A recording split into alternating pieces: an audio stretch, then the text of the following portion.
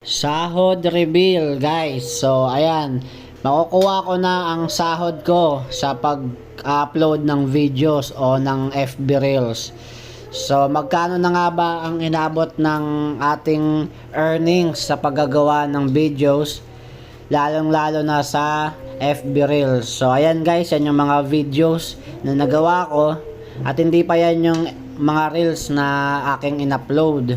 So ito naman yung mga reels na in-upload ko. So guys, ayan yung mga reels. So after almost 2 months ng pag-upload, so nakapag-upload ako ng almost 70 reels. So ako ay na monetize nung ako ay nakagawa ng 50 reels at may nag-trending sa akin na isang video na umangat ng 70,000 plays. So kaya ako na monetize. So ayan guys, isa yan sa mga nag-trending kong videos. So hindi pa naman siya talaga trending kasi 50,000 views lang.